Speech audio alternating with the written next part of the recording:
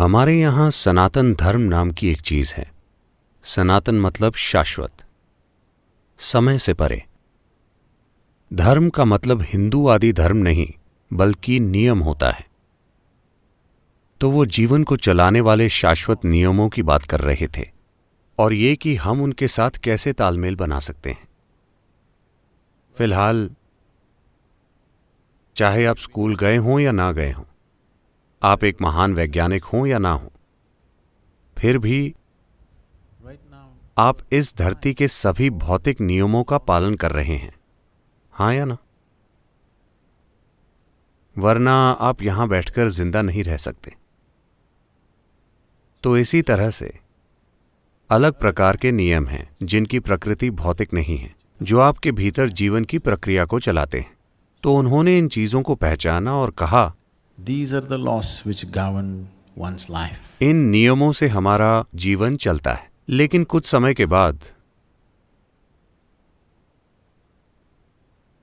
वो उत्साह से भरपूर इंसान जो पीढ़ी दर पीढ़ी पैदा हुए, इसमें अपनी चीजें जोड़ते चले गए According to the necessity of the day. उस समय के हिसाब से या अपने स्वार्थों के हिसाब से। अलग अलग तरीकों से ऐसा हुआ और लोगों ने कई चीजें जोड़ी। लेकिन मूल रूप से सनातन धर्म बस यही है। उन्होंने इन चीजों को पहचाना कि एक इंसान स्थिर नहीं रह सकता, चाहे वो कुछ भी कर ले। इंसान स्थिर नहीं रह सकता क्योंकि उसमें अपनी मौजूदा स्थिति से कुछ ज्यादा बनने की गहरी इच्छा है। आप इसे रोक नहीं सकते। आप उसे चाहे जो फिलॉसफी सिखाइए, आप इसे रोक नहीं सकते। वो जो भी है, वो अपनी मौजूदा स्थिति से कुछ ज्यादा बनना चाहता है।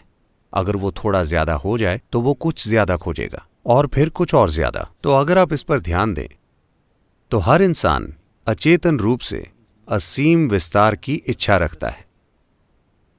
तो हर इंसान अचेतन तरीके से असीम प्रकृति या अनंत संभावना की खोज कर रहा है। या दूसरे शब्दों में कहें तो हर इंसान को जानबूझकर या अनजाने में सीमाओं से एलर्जी है। जब आप उसके अस्तित्व को खतरे में डालते हैं तो उसकी आत्म सुरक्षा की सहज भावना उसके लिए आत्मरक्षा की दीवारें खड़ी कर देंगी। किसी बाहरी खतरे के ना होने पर आत्मरक्षा की उन्हीं दीवारों को वो तुरंत ही आत्मकैद की दीवारों की तरह अनुभव करने लगता है। तो उन्होंने इसे पहचाना और कहा, हर इंसान असीम की चाहत रखता है।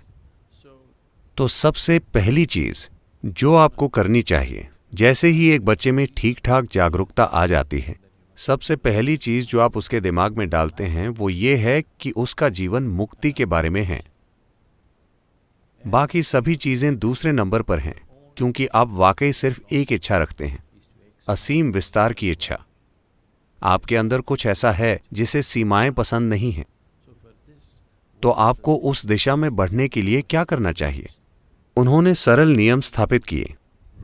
अगर आप ये और ये करेंगे तो आप स्वाभाविक रूप से उसी दिशा में जाएंगे। आप इसे धर्म नहीं कह सकते, ठीक है? क्योंकि ये ऐसी जगह है जहां आपको आजादी दी गई है कि आप अपना खुद का ईश्वर बना सकते हैं।